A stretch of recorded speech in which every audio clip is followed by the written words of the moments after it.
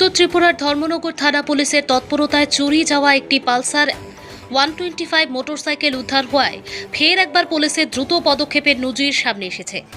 জানা যায়, কানেশ্বর এলাকার বাসিন্দা বিশ্বজিৎ পাল, যিনি পেশায় একজন মিস্ত্রি, গতকাল সন্ধ্যায় ধর্মনগর থানায় এসে মৌখিকভাবে অভিযোগ জানান যে তার TR05G 5659 নম্বরের পালসার 125 মোটরসাইকেলটি চুরি হয়ে গেছে। অভিযোগ পাওয়ার পরেই ধর্মনগর থানার পুলিশ তৎপর হয়ে বিভিন্ন এলাকায় খোঁজ খবর শুরু করে। এরই মধ্যে গোপন সূত্রে খবর আসে, ধর্মনগরের জেল রোড এলাকায় এক ব্যক্তি চুরি হওয়া মোটরসাইকেলের মতো একটি বাইক নিয়ে পুরাতন জেল রোড এলাকায় ঘোরাফেরা করছেন।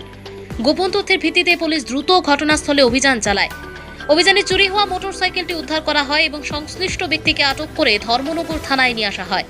পুলিশ জানিয়েছে, এই ঘটনায় একটি মামলা রুজু করা হয়েছে। মামলার নম্বর ধর্মনগর পুলিশ স্টেশন কেস নং 53/2026 ধারা 303।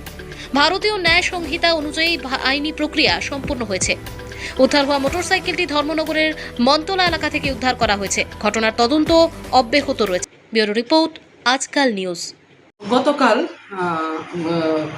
বিশ্বজিৎ পাল, সন অফ বেনু পাল কামেশ্বর, উনি আমাদের ধর্মনগর মন্তলা ধর্মপুর স্কুলে মেস্তরের কাজ করেন।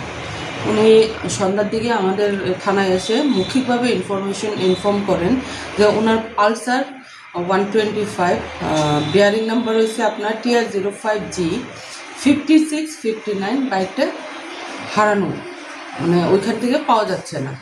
তারপর আমরা এই সিক্রেট ইনফরমেশনে আমার অফিসার সহ স্টাফ আমরা এটা করি।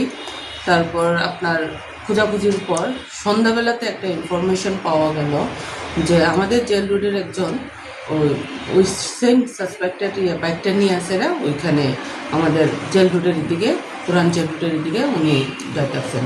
তারপর আমরা ওইটার সিক্রেট ইনফরমেশনের পরে আমরা এটা করলাম আর ওনারে অ্যারেস্ট করলাম আর বাইকটা রিকভারি করলাম।